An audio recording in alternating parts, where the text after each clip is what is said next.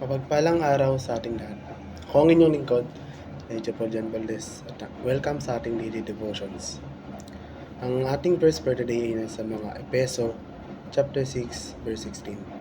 Ang sinasabi sa talatang ito na, lagi ninyong gawing panangga ang pananampalataya, na siyang papatay sa lahat ng nagliliyab na palaso ng dyablo. At ang tinutukoy dito ni Pablo sa talatang ito ay yung pananampalataya natin bilang ating kalasag o barrier laban sa pag-atake ng masasamang espiritu.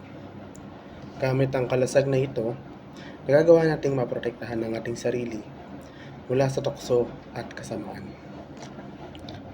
Una, ang Satan's flaming arrows includes deceptions. Dito ay natutunan ko na ang isa sa mga pangunahing taktika ng dyablo ay ang panlilinlang. Pinapakita nito na yung kasinungalingan at maling mga ideya ay ginagamit ni Satanas upang sirain ang ating pananampalataya at magdulot ng pagdududa.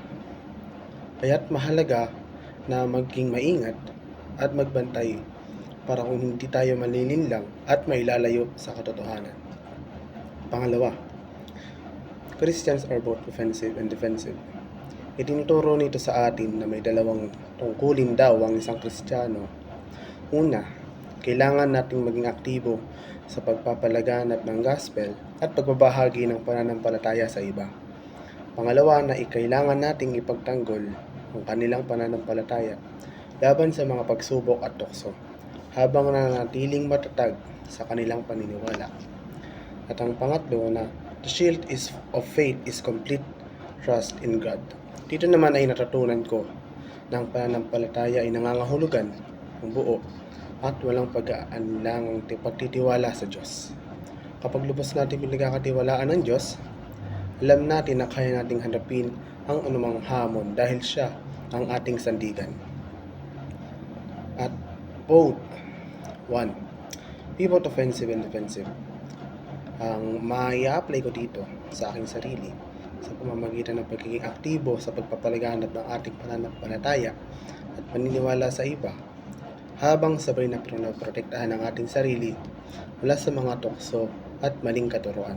Sa madaling salita, kailangan natin maging matapang at maging aktibo sa paggawa ng tama at pagsunod sa ating Diyos. Ngunit sa parehong oras at maging maingat at mapagbantay upang hindi tayo madala ng ating negatibong impluensya. Pangalawa, fight decisions with faith.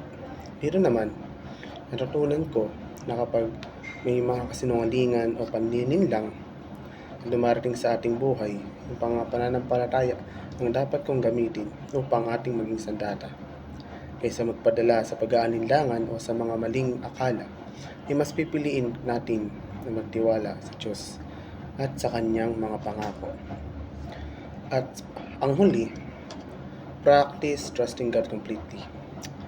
Dito naman, sa pamamagitan ng pagtitiwala sa Diyos sa lahat ng aspeto ng ating buhay, kahit na sa sitwasyon na hindi natin makontrol, sa halip ay huwag na mag-alala at magduda at piliin nating maging manalig sa Kanyang plano at patnubay sa araw-araw.